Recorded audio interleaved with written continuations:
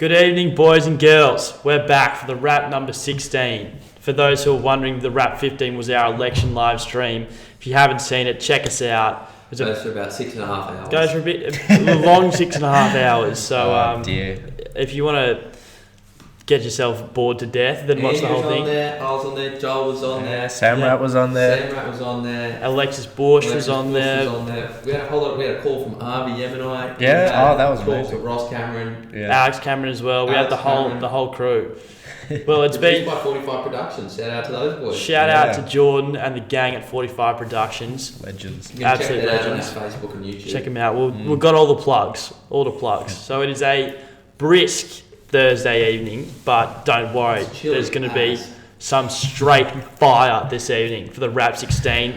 I'm joined by regular member, one of the triumvirate, probably Caesar in the triumvirate, Joel Cameron. How you doing? Thanks, nice to be here. Appreciate the introduction. Look, wholesome vibes only, and we've got a special guest who's now becoming a very, very good friend. Regular contributor to the show, Joel Jammal. How you doing, Joel? Pleasure to be here. Token Arab. It's all good. We're getting the ethnic quota is up. We can't be racist because we have Joel on the show. Now we just need Dukes to identify as a girl, and we're right. I'm already impressed. I'm a ginger. And it is Joel was instrumental in the Ricardo Bose interview, fixing that up. We're looking at getting a second one because that was a big hit in a fortnight with the boys and with the ladies. It was the ladies' ratings were up that week. I believe, just like with Sky News with you there.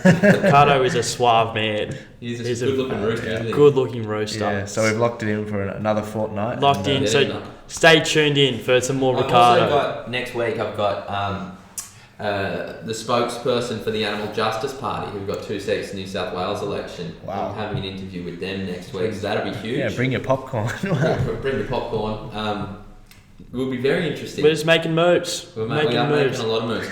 Also, let us know if you like the new microphones. I don't think we've used our new microphones yet. These are Blue Yetis. They're regarded as the Swiss Army knife of microphones because they are good, high quality general purpose, and I think you will notice the audio difference between these and the blue snowball mics we were using before. But shout out to our Patreon people as well for helping us fund it.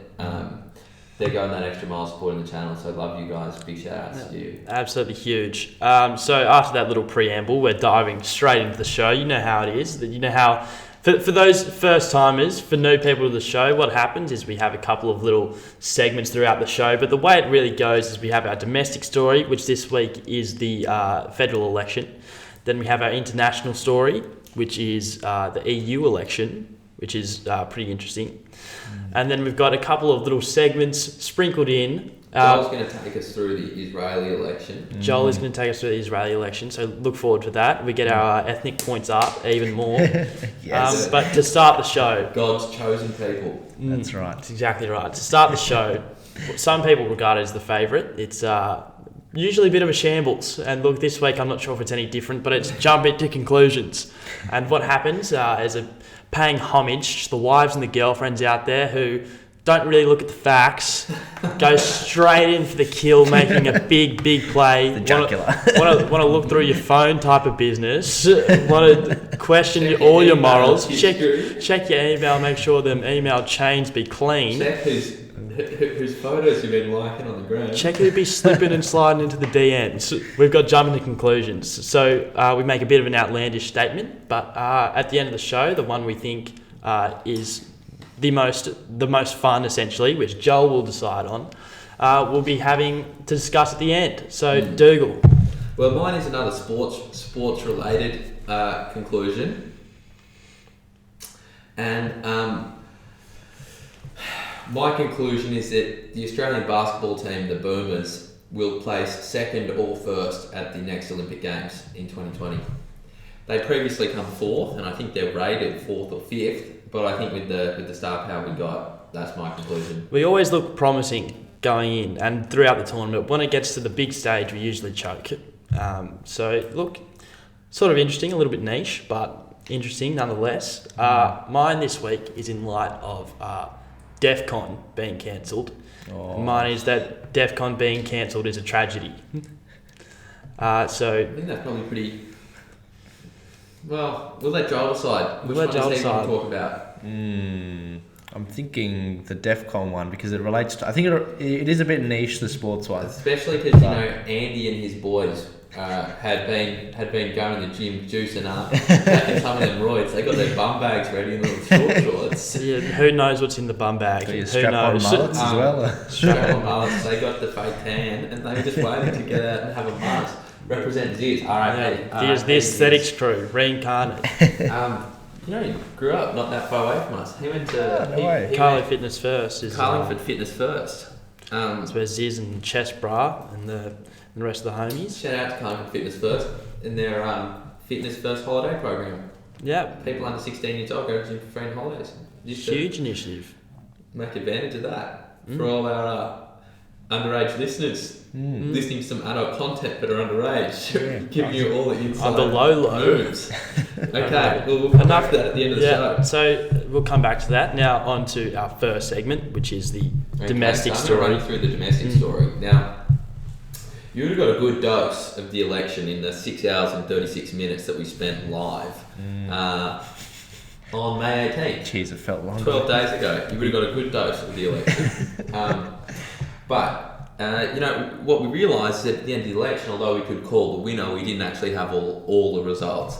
And so basically what we're going to do now is a big recap of all the results which have come in. So the House of Representatives, which is the more cut and dry one, that's the people who are actually in the government making the bills. That's where you get your Prime Minister from, also known as the Lower House. That's its rap name, the Lower House, for the real OGs who do the politics seriously. So in that, what happened there? So Liberals won 77 seats. Liberals and Nationals combined, I guess, and the people with the preferences, but ultimately 77 seats funneled into the Liberal team, 68 seats funneled into the Labor team, and there were 6 others, right? And 76 is the magic number. 76 is the magic number for a majority. Liberals got 77, so they'll have a working majority, which is nice for ScoMo when they want to pass laws and stuff. And get it into the upper house, Get which it is into a the nice upper little house. segue. Well, Joel, do you have any reaction to the Lower House? So ScoMo's in charge of that. Yeah, no, it looks good. Originally, it looked like he was going to be falling short on the night, so people like Jackie Lambert, who won lower house seats and was sitting in the middle, were like, can't wait to hear a call from ScoMo to organise a coalition, but it looks like he didn't need it, which is good for him. And it's also ultimately good for everyone, really, even Labor voters, because it actually means we can do stuff and get stuff done. Otherwise, that you have 3 years of nothing. Yeah, we do have a nice continuation in the government, which is usually good. Yeah. Look, before we started, there was a time, I think, just before the live stream, when we were sitting out the back in the production room getting our hair and makeup done. In the green room. In the green room. Shackers up. Our makeup done. And it was the odds were $10 for the coalition to win. Pollsters got it wrong. Any comments on the pollsters? Well, the pollsters, the betting companies got it wrong. The only person it seems they got it right was me and Rowan Dean. Just letting you know. Alan Jones too. We're going to give him a shout out. He's been doing well. Alex compiled that 2-minute YouTube video as well. You can check that on our YouTube channel of election prediction fails. And it's got Alex in this very room about 2 months ago predicting ScoMo win. Yeah, he predicted ScoMo. I followed suit. I called it, which I still hold You were as only the one of the 4 of us on the night that so called it. that could be my greatest achievement of all time. As anything, let alone a political analyst, which is a very loose term now. We're the pundits. The pundits. We are the pundits, the hacks. But I'm happy the Liberals got up. Well, and then what happened in the Senate, which is the upper house. So after they make a law or they propose a law in the lower house and it gets passed, it gets sent through the upper house in the Senate. Also, Senate references in pop culture include Star Wars. Execute Order 66. You might have seen me in Star Wars. So 82% of the votes were counted as of today, right? So they're still not all finished up, but most of them are. Jesus. 1 of 40 seats remain in doubt. Now, 40, so there's 76 seats currently in the Senate, right? Joel, you can run us through a bit. Now, 40 up for grabs. What does that happen for? Yeah, so there's 40 up for grabs, 6 in each of the states. I think both Northern Territory seats were up for grabs and both in Canberra in the ACT. Yeah. Were up for grabs. But yeah, just 6 in New South Wales. And so Senate term. So if you get elected, you stay for 6 years. That's right. Yeah. But you have Senate elections every 3 years, so half the seats aren't actually up for grabs. Yeah. So it goes half each time. Yeah, and so the idea of the Senate is to make sure there's continuation and stabilises government rather than having a populist revolution come in and get rid of all of them all at once, and you have a radical government. So it sort of stabilises it over 6 years. Yeah. Very cool. So out of the 40 that were up for grabs, the Liberal Party have a continuing 16, so 16 of theirs weren't up for grabs. They then won 13 and they are predicted to get another 6, right? So what's that? 16 plus 19 is 37. 16 plus 9, 35? I think it's 35. Yeah, 35. So they got 35 out of 76 currently. Then Labor Party continuing 13. So they already had 13. They won 12 and they're likely to get one more. So that's 26 for Labor, 35-26 so far. The Greens are continuing with 3. They haven't won any so far, but they're likely to get 5 after all the votes have finished counting. So they got 8 overall. One Nation continuing with 1, didn't win any yet, but likely to get 1, so they have 1. Centre Alliance continuing with 2, but didn't win any. And Australian Conservatives continuing with 1. And finally the Jackie Lambie Network, 0 continuing, 0-1, but likely 1. So it looks like it's the Jackie Lambie sole trader. So it's not really a network, is it? It's a very individualistic network. Yeah. You got to be your own plug sometimes. Sometimes you do. So that was kind of interesting. Any takeaways from the Senate? Looks like Libs. Yeah. What was the name of that fellow that, it might be worth mentioning, that fellow that's gotten nominated for the US ambassador sort of position. Right, do you know his name? Ooh, I've completely forgotten his name. But Any pull that up. I'm trying to pull it so up. basically Scott Morrison's allocated this fellow to go over to represent Australia as a US ambassador.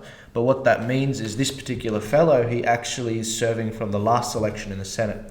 And as Dougal said before, you served for 6 years. So he was halfway through his leadership, his term for that. So what that means is someone else has to replace him.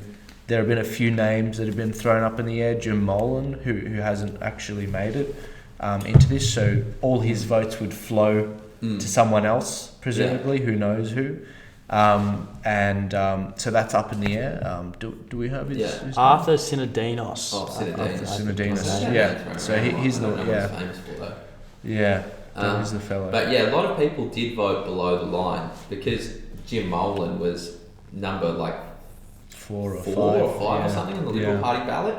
That meant that if you actually wanted to make sure Jim got a seat, you'd want him to be 3, really. He was basically put in an unwinnable position through conventional voting mechanisms. Yeah. So if you actually wanted Jim to get a seat, you had to subvert the usual system to go through a much harder below the line ballot tick.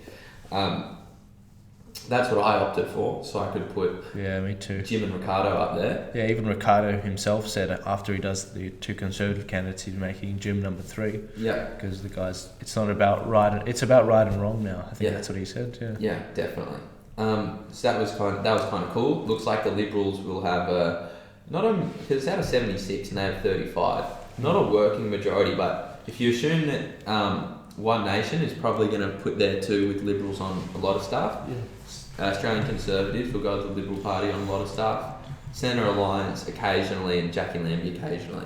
So they have enough to get stuff done. Yeah, right? It seems that way, yeah. So there's no excuse really not to get stuff done as far as I can tell. Yeah.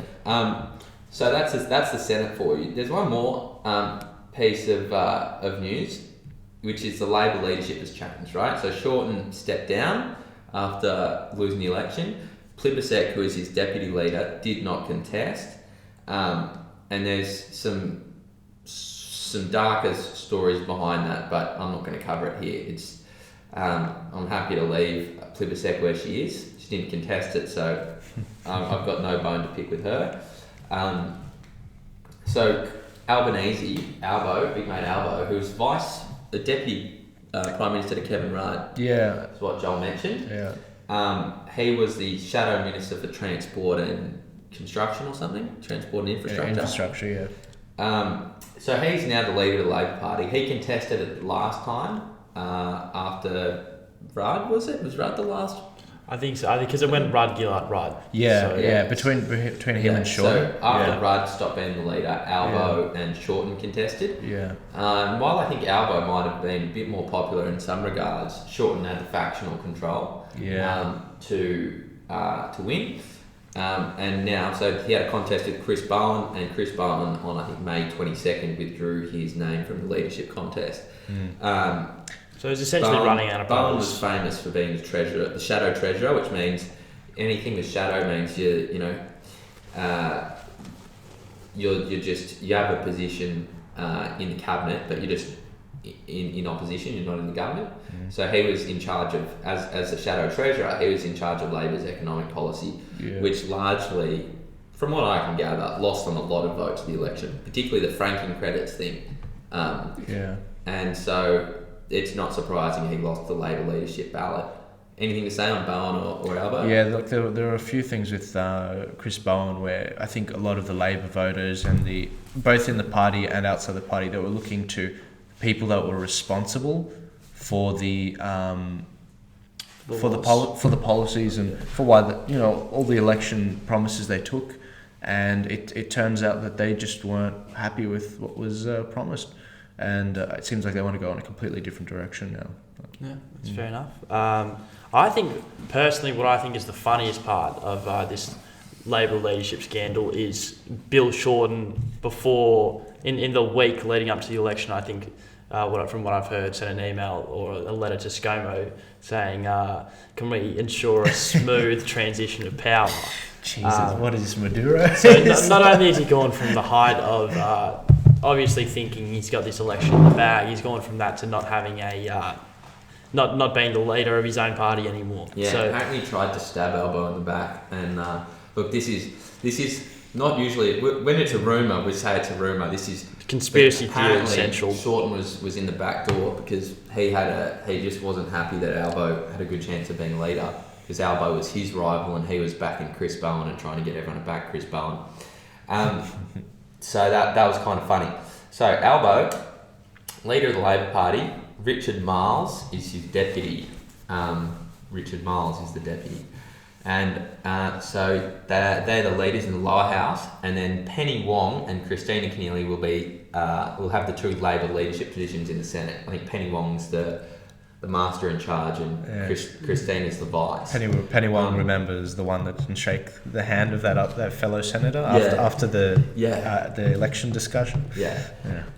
So Miles had the defence portfolio the last 3 years, and don't know much about him. Haven't heard his name thrown around, but keen to hear what he has to say. Yeah.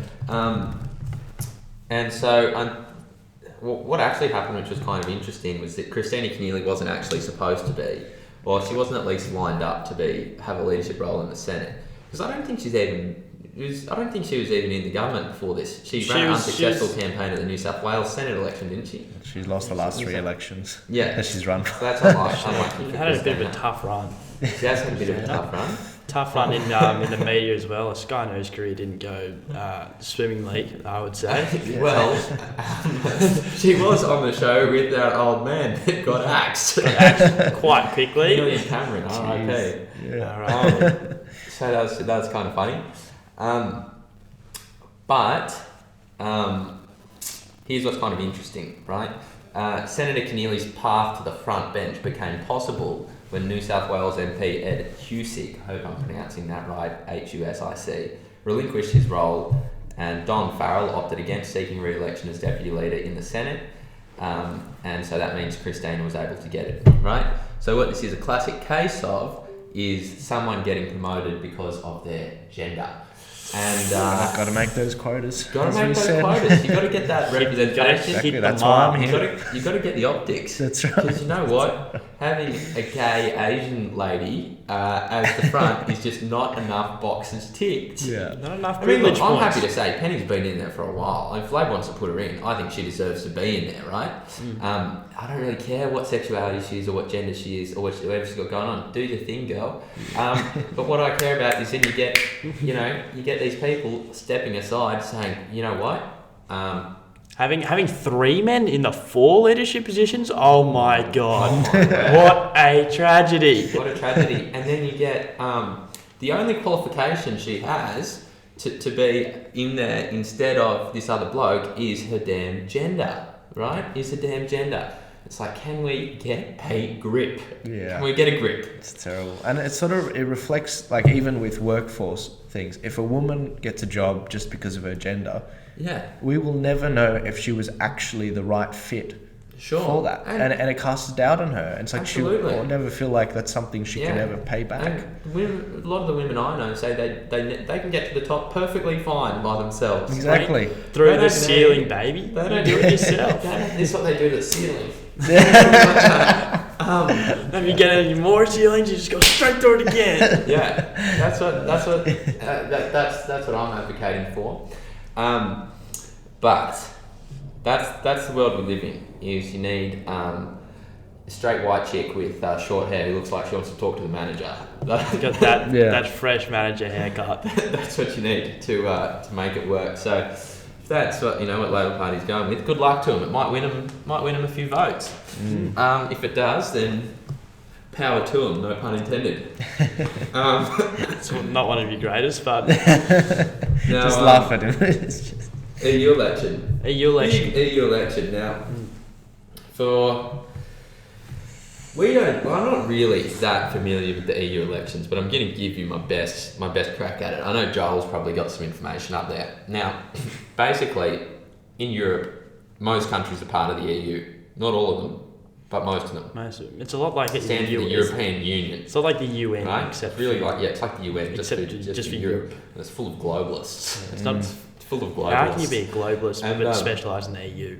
Yeah, so what it does is just after World War II, people are like, all right, well, we need to do something because you've got all these countries declaring war and alliances, blah, blah, blah. We need to have something going on, right? So one of the things they created was the European Union, right? Which has actually been somewhat successful in preventing wars, right? You had 2 massive wars in 25 years, and then you had European Union with no significant wars in Europe since then, right? So they get points for that, right? Now, among other things, they created like the euro, which is a currency you can use in all the European Union countries. They also have like, well, I guess the point I'm trying to make is that the European Union makes a lot of decisions on behalf of the member countries, and often those member countries don't actually get asked when those decisions are made on their behalf. Right, Yeah, that's right. And so the thing that really triggered a lot of anger at the European Union was the immigration crisis in like 2014-15, when the people in Brussels, which is where the European Parliament is, like decided where all the immigrants were going to go across Europe, right? And so a lot of countries had no say in their own immigration policies because they've given up their borders. Because that's one of the things about the EU as well. If you're in the European Union and you hold a passport of any European country, you can go anywhere without like a visa or whatever. And so then a bunch of countries were like, well, we can't have these elites. 1.6 million Syrian Muslims that just arrived in Germany coming to the UK, for example. And it's like, well, we kind of need to have... It's a similar thing in Britain and what we had in Australia. It's like, if we're going to be a country, we actually need to be able to protect our own borders and decide who gets to come in. Yeah. And so that kicked up a big revolt. Nigel Farage had been campaigning for Brexit for 20 years, but it was only kind of triggered by that immigration crisis that I think he got significant support. He was part of UKIP dissolved. It's kind of a long story. Britain, and we're going to focus on the EU election in the context of the UK. But I've had a little ramble for a while, and I'm kind of getting lost and a bit dispersed in my thoughts. And the EU election is actually Andy's segment. So the man, I'm going to hand it back. The man who has the sauce still has the ability to get lost in the sauce, which I think has just happened. So the EU election has just happened. There's a few takeaways from it, right? So the EU usually has two major parties, which are the European People's Party, which is sort of this centre-right party, and this the black blocks. Yeah, they have these blocks essentially. Because hold on, before you continue, people vote for their European Parliament representative in the same way they vote for their representative in the in the federal parliament, right? Yep. So there are people representing individual districts, which then go into Brussels, and they have the parliament there, which has got like 750 people altogether. Yeah, it's 760 for the total, and then it's 120 for I think just the UK. Right. Yeah. So what happens then is people, once they get into that parliament, form like cross-country groups, right? So you have like a centre-right group, but it's not just a centre-right from a country, it's a centre-right from several countries together who form one group, and they usually vote the same way on all the different issues, right? So then you have these different blocks, BLOC, they said, who all like kind of have similar ideologies about Europe and about European problems, but they are joined together from different countries. Yeah. So the two main ones, the centre-right one, the European People's Party, and the centre-left, Socialists and Democrats, are set to remain the two largest blocks. However, they did both together hold a majority, which they have now lost. So you need about 375 seats in order to gain a majority, and they have slipped to about 340, I think. That sucks. Sucks for them. Sucks for them. So so either side of this political spectrum, you'd say, has gained a little bit of traction. So you have the Greens and Liberals on sort of the left, which have made gains, as well as the right-wing nationalists and like populist groups, which they're sort of being described as. So so overall, we've seen that's pretty much the trend across most of Europe. In France, especially, Marine Le Pen's national rally beat President. Marine Le Pen. Yeah, had a very, very good weekend. Tell you what, I'm telling you, the EU loves having women as their front people until the women disagree with them, right? Nobody gets smashed more than right-wing women. Yeah. Like, you look at Marie Le Pen, look at Candace Owens, look at Sarah Palin, look at Peter Credlin. Nobody gets smashed more than right-wing women. Yeah. Or like right-wing black people. They get smashed. How about the governor, the female governor that signed in, I think it was in Virginia, the abortion bill, and they're like, all these white men, just signing this in. It was a woman governor that signed it. Anyway. Yeah. So Marine had a good weekend, beating out President Macron's Renaissance Alliance. Now, Macron's been having like riots in his country for like the past 20 weeks, every single week, and it's been like fire riots, like flipping cars riots, people like getting their eyes shot out, and some terrible stuff. Bad. Some bad things going on in France. He's got an approval rating lower than like 30%, I think. But they won't report on it because Macron is he's a cut and dry globalist. Mind you, just for the record, Macron less than 30% approval. Donald Trump, he's averaged about 50% approval. Just to put things in perspective. Yeah. Because we love the Don. We're part of that. He's doing work. So, also notably, Matteo Salvini's League party in Italy seems set for victory. So, overall, there's been quite a push against the centre parties, and really people want to see sort of more action seen, I think, by going either a little bit right or a little bit left. And now to focus more specifically on the UK, because I find that more interesting, really. Because we're talking about Brexit, aren't we? We're talking Brexit. Talking the B to the R to the exit. Breakfast. What about second breakfast? So Nigel Farage, got Ben Stiller in the house. Carl Barron's got some new material. So as Dougal gave a little preamble on Nigel Farage, his Brexit party won seats right throughout the UK at the expense of the Labour and the Conservatives. So his party secured a resounding victory in its own right, but grouped with their positions on Brexit, parties opposed to the UK's exit from the EU scored more votes. So it doesn't. So even though the major party is the Brexit party coming out of this, it doesn't necessarily mean that on the whole, pro-Brexit. Let me tell you, that's actually a fake news. Oh, and I've been thinking about this, and this is what we get when we research when we do a lot of our research for the wrap, about 5 minutes before we record, is that we're sometimes prone to fake news. Because I've been following the story a little bit. So the actual Brexit party got 35%, right? They got 35% of the primary vote, and the Liberal Democrats got 20% in second, who are the main people who advocate remaining in the EU. Then on top of a few more minor parties, right, who say their support overall is about 40%, right? But for those of you who want to do the maths, 40% plus 35% leaves room for another 25%. And that 25% of votes was actually taken up by Jeremy Corbyn's Labour Party and the Tory Conservative Party, right? Both of whom ran an election, a federal election campaign on promising to remove Brexit. They both said the people have voted, we should not have another referendum. Now, since then, they've become a bit wobbly, but the only votes they have are votes which are actually predicated on Brexit, right? And they promise that to the people. So for people to just disqualify the two main parties as not being pro-Brexit is wrong.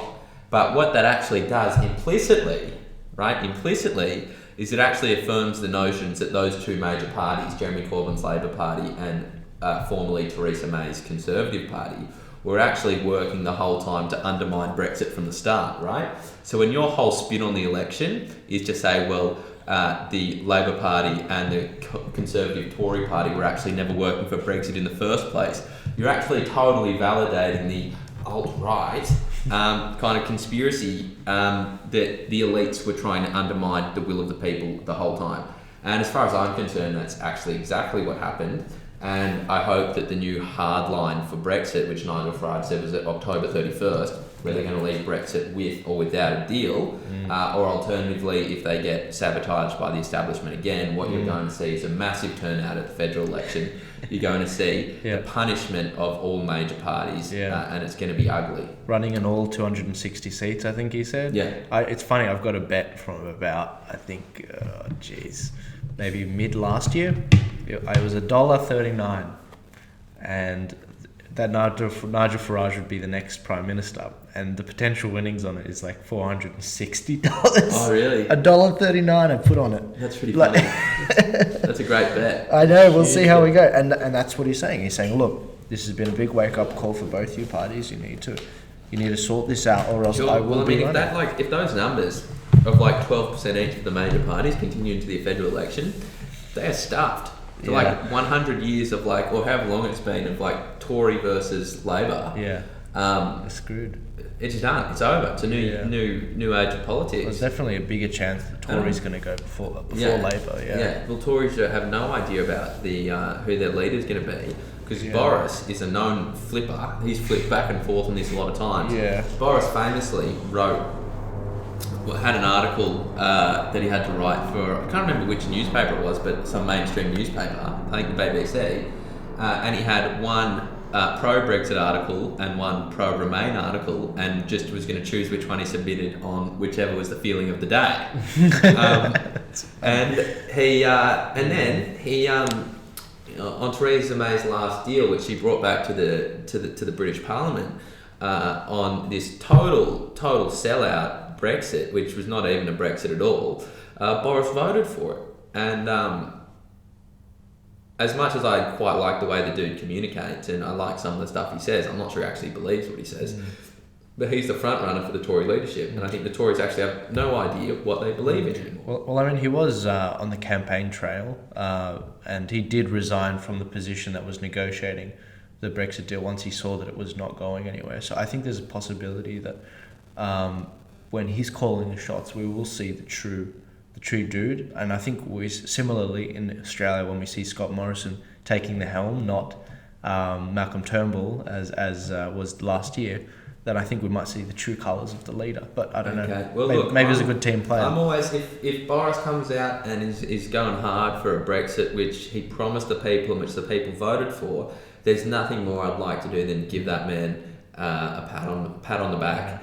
give him lend the Carnage House support to the Tory Stamp of Brexit approval. campaign. He too has a ferret on his head. Yeah. Well, so besides me promulgating that fake news a little bit, the Brexit Party overall top polls in every country or region in the UK besides London, which was won by the Liberal Democrats, Scotland, which was won by the Scottish National Party, and Northern Ireland, where they didn't stand. So they got 9 out of 12, which I think is a win. Is a big Big win. W, particularly considering that the party was only 6 weeks old when the election happened.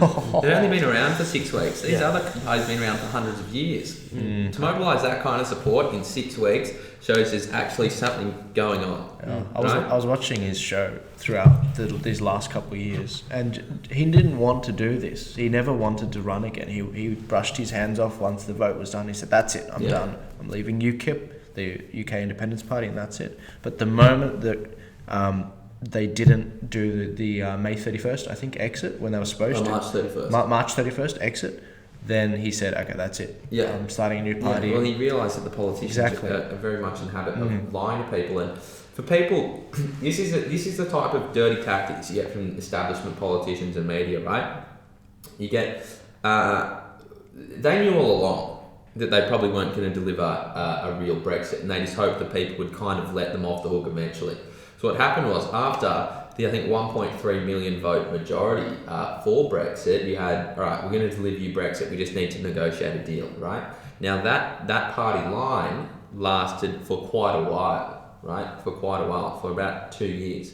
And then what you're starting to see now is, well, I mean, it's gone on for too long, it's too much trouble, we just need to stay in the EU. Oh, well, I mean, there's probably a bunch of people who voted for Brexit that probably aren't even alive anymore, and all the young people want to remain.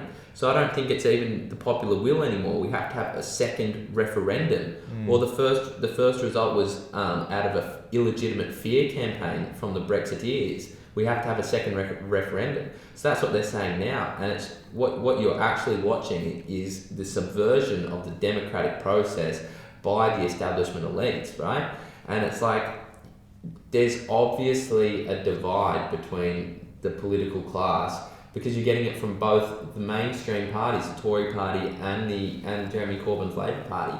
And there needs to be some level of holding them to account, because even when people put their vote in at the ballot box, it's like it's just not getting responded to, and it's not good enough. Yeah, and for those campaign enthusiasts out there, if you look at how the campaign of the Brexit Party was organised, 6 weeks, against all odds, no name recognition, just make it simple. The Brexit Party. And they really tied that to Nigel Farage, who was known as Mr. Brexit, as donned by the Donald. And and it was simple. That's what they're going to do. They have a manifesto that has all the other policies for a government, but their key thing is nice and simple, and that's what the people want. And isn't it fascinating that they left the UKIP party, who originally were the ones that got them out and really spearheaded the original vote in 2016, that they left them in the dirt. Gerard Batten being the leader there, because the people, they just want it simple. Yeah, no seats. UKIP party, they had 27.5% of the vote last EU election. They're now on 3.3%. Yeah, so it shows you best be serving people. Didn't get a seat. Carl Benjamin, YouTuber Sargon Avocard, ran. He didn't get a seat. Yeah. He had an interesting segment. If you watch him on, he's like, "What did you expect?" Of course, this was what was going to happen. And I think he does a good breakdown. If you guys want to check out Sargon Avocard, Carl Benjamin. Check out his YouTube channel. Yeah. I would also recommend going and checking out one of Nigel. I watched like a 17-minute speech that Nigel gave. I think 3 or 4 days before the election. It was absolutely rock star speech. Yeah, he's good. And totally given without notes. It was a very nicely conducted dance with the audience. If you want to get a really good display of real public speaking, go and watch Nigel Farage's speech, because you don't get many rock star public speakers these days. Yeah, he's pretty good. I've seen him live in Sydney. It's quite amazing. What was he doing in Sydney? He was just doing a talk about. You know what? It was a little while ago. It was about a little over a year ago, and he was talking about how the EU often overreaches, and similarly in Australia, you've got to be careful with your government, and it was very fascinating. Sure. Sure. Mr. Brexit. Okay, I'm going to give you, this is going to be my beta male nomination of the week. It goes to the ABC for their coverage of the EU elections, right? So, listen to what they said, right? This is what they said about nationalism, and a lot of people would agree, right? Nationalism was a big thing in the EU elections because people wanted to take back control of their own countries in regards to the economics. Some of them wanted to have their own currencies. They wanted to be out of like what do you call it? Like the trade... The single market? Yeah, the single market, which depending on your currency and a range of economic factors can really decide the economic outlook for your country, right? Decided basically by your subscription to the EU, right? So that, and so this is what the ABC says about nationalism. ABC says we're in potentially perilous territory. Nationalism is the spectre that has haunted Europe and contributed to the bloody wars of the 20th century. Passions again run high, and that is fertile ground for populists who capitalise on fear and anxiety. The language of nationalism, faith, community, family, history, culture, race and ethnicity comes ready to them. Nationalism speaks emotionally to belonging. It's a repudiation of the citizens of everywhere, in quotation marks, in favour of the peoples of somewhere. Yet it courts the darker impulses of xenophobia, racism, sectarianism, that turns politics into tribal warfare of us versus them, right? Two things I want to say is that nationalism did not cause World War I and World War II. I would say it was much more like internationalism, where people wanted to have control of other countries, not just their own, right? And so while people talk about like nationalism, it's like having pride in your country does not lead you to invade a different country, I think. I think it will encourage you to defend your own country. But I don't, like, just saying that nationalism was the cause of World War II, I think was kind of wrong. Although there is discussion to be had about how the Treaty of Versailles denied Germany of some of the territory it probably should have had, and there was nationalistic stuff. But nationalism, I don't think nationalism really gets you to invade France. I don't know if nationalism gets you to invade Russia. It's quite lazy to be an historian who says that's the singular cause. Well, to be fair, the ABC didn't say it was a singular cause. They said it contributed to it. But listen to this sleight of hand, right? Listen to this sleight of hand that the ABC does. That the ABC talks about the language of nationalism, right? This nationalism, the thing that contributed to the 20th century wars, is comprised of faith, community, family, history, culture. Are there any bad things yet? Race and ethnicity comes readily to them. It's like, all right, nobody, there's not that many people, right, on the actual alt-right, which talks about race all the time, right? Yeah. You get family, community, faith, history, culture, you tick in all the damn boxes, and then there's just a tiny fragment which talks about race and ethnicity, and like you're throwing the baby out with the bathwater, and it's just disgraceful. It's actually disgraceful. It's like in the same way, I think it's like the New York Times or someone was talking about Peterson, and it's like while Peterson is not as extreme as figures like Milo Yiannopoulos and Hitler, Peterson is blah blah blah. It's like, can we just pump the brakes for a second? Sleight of hand. What are you doing? Community, faith, family, history, culture, then race and ethnicity. What? Just because I have faith in being an Australian does not mean because I have pride and nationalism in being an Australian does not mean I support a white Australia policy, right? You can't just throw them in together. And it says it courts xenophobia, racism, sectarianism. Do you know who actually talks about race the most, even more than the alt-right? It's actually the left. It's actually the left. Surprise, surprise. It's intersectionality. They can't get enough of race. The tolerant left. They see skin colour as and sexuality and all these things as the primary defining characteristics of a personhood, instead of the beliefs, instead of the character, instead of the achievements, instead of the personality of people, right? They get defined by all these things they can't choose before they get defined by all the things they can choose. And it's bad, and it's much more dangerous. The alt-right and the left they're brothers. They're not opposites. They're brothers and sisters. They play the same game, except one of them hates white people, and the other one says, well, if you're going to knock on white people the whole time, I'm going to stand up for white people. And they take it a step too far, and they say white people are the best. And it's like you're playing the same game. It's just, as Jordan Peterson would say, a bad game to play. We've played that game on the left before, and we've played that game on the right before, and both led to bad consequences. It's just a bad game to play. You hear people wax lyrical about identity politics, but it's exactly what it is. Yeah. Where you define someone's identity by things they can't choose. Yeah, in the words of Kanye West, break the simulation and try love. Exactly. Got love for my brothers. God bless Kanye West. We can never go nowhere unless we care for each other. That's Tupac. Tupac. We've got to start looking at each other as brothers instead of two distant strangers. Park, my man. Park, my man. Okay. ABC gets a nomination for Beta Male of the Week. I'm going to give, what's that guy's name? Donald Tusk. He's got a name which I'd almost like, because it almost sounds like Donald Trump. But his name's, I think, Donald Tusk. I think he's the head of the EU. I'm just thinking I might just give him a Beta Male in general. Look up TUSK. I think also UKIP might get one as well. Yeah, UKIP can get one. Yeah, Donald Tusk, President of the European Council. European Council, yeah, he can get a Beta. Anything left to say on the EU? Yeah, no, not really. It's just the ABC? Oh, there's a lot to say about the ABC. Like, just, you can see what they're hinting at. They're just trying to attack everything that's good about this society, everything that molds you, everything that's conservative. Conservative's not a bad word. It conserves the good things and leaves the bad things away. They're trying to bring back the bad things, really. You know, the family unit. My gosh, how it's important. It's so important. Like, the people don't realise. The older I get, the more value I see in the family unit. Like, the family unit alone could probably solve the black community poverty rate in America. Like, everyone knows about the welfare state. There used to be. Sure. If people started looking to their family before they looked to the government, we'd be in a good place.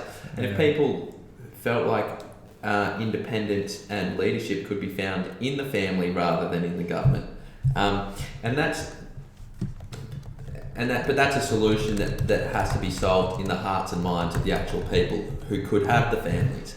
It's not a solution that can be, well, maybe there can be people that talk about it at the government level, but at the end of the day, it's actually people who have to take that up for themselves and take on that responsibility, right? Because at the end of the day, it's a responsibility to be able to lead a family, start a family, and say we're going to be in a position where we're not only self-reliant, but also through paying tax and stuff, contributing back into the kind of pot. But it's not an easy thing to do. To be working those 40-hour weeks consistently. Often more. Yeah, no, absolutely. absolutely. Not an easy thing to do, and come home and look after a few rascals for a few hours, and exactly. It's definitely not easy, but valuable. Very valuable. Yeah. Joel's got a little scoop on the Israeli election. Yeah, just briefly, the Israeli election was actually held in April, and they came to a conclusion. Benjamin Netanyahu, who was the prime minister before it, his party won about 30% of the vote. However, they were left in a situation where they met the deadline over a month, where they weren't able to find a coalition with another party. Another 20%. Yeah, basically the way it works in Israel is you never really get an outright party that gets the majority of the vote. They always form a coalition with another party, and so that 50%. So now, because they haven't reached the deadline this month, they have to dissolve the parliament. With 74 out of 120 seats, people voted for it to be dissolved, and so as a result, that just means that they'll have to go to re-election in September.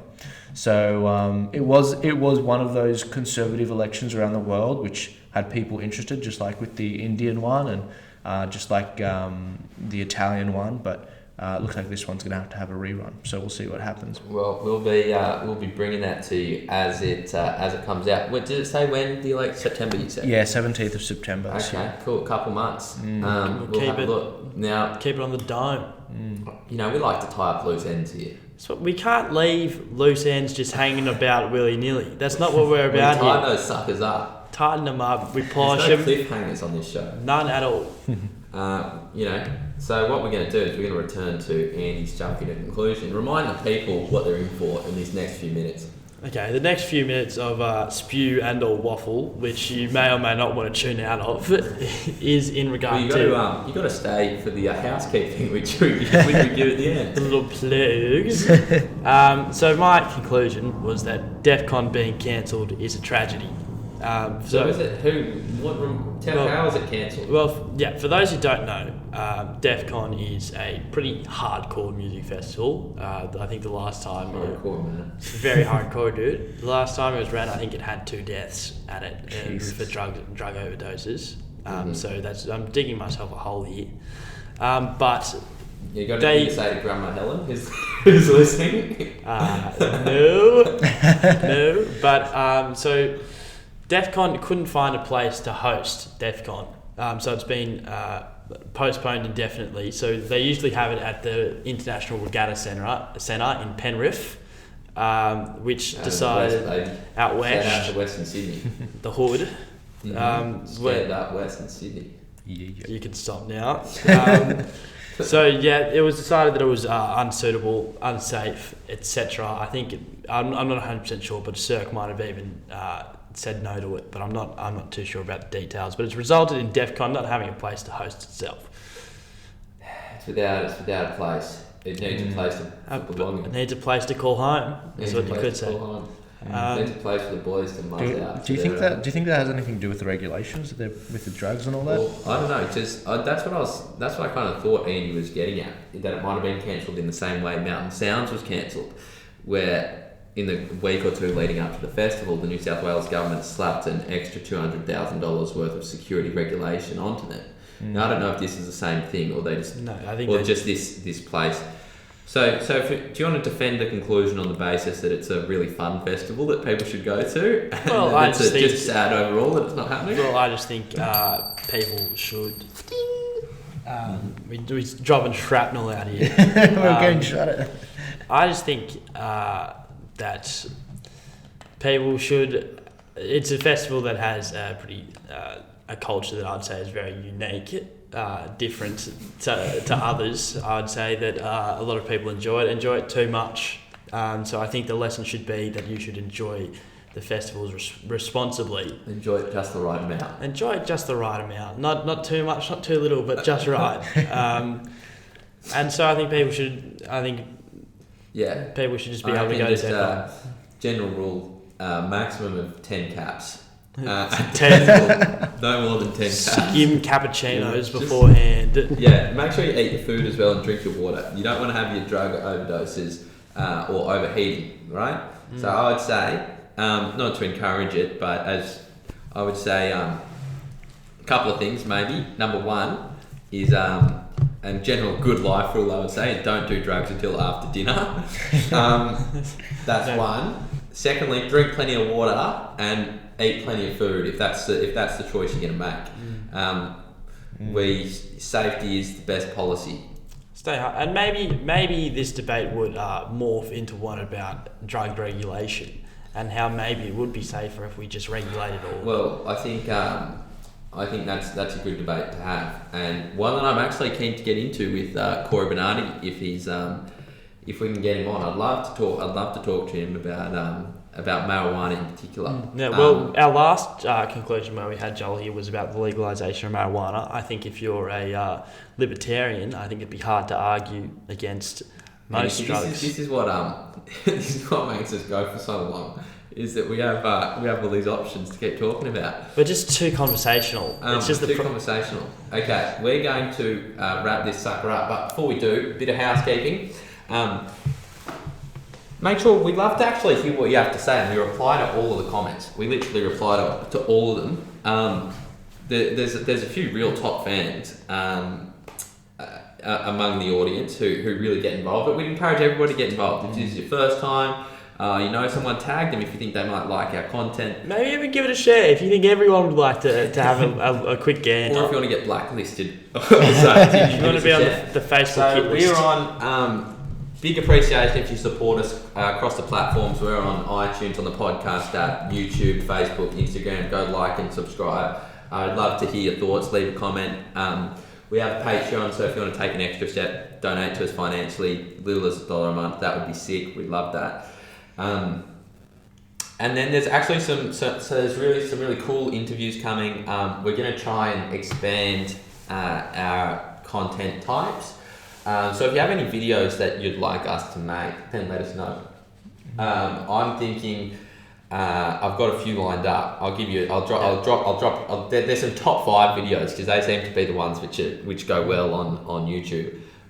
The one I'm hopefully going to make pretty soon is top 5 reasons to like Donald Trump. The second one would be top 5 books which will change your worldview.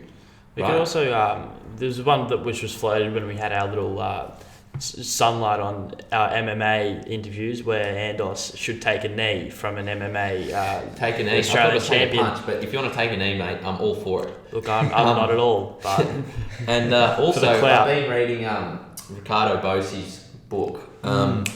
Greatness Awaits You, 5 Pillars of Real Leadership, and I know Joel's got a copy of that book as well. So there's a chance, hopefully, if the stars align, Joel and I can come and give you a review of that book and let you know what we thought. Yeah. And huge thanks to Joel for being on again. Thanks to Joel. Where can people find you? Where can people find you? Ooh, you can find me on Twitter, Joel Jammal, JoelJammal.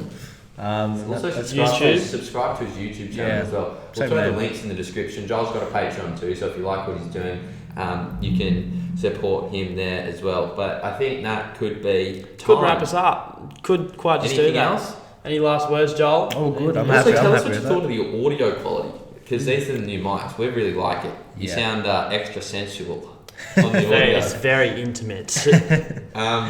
Okay. Nice. We're going to leave you there. Goodbye. Thanks for being with us. Thanks for stopping by.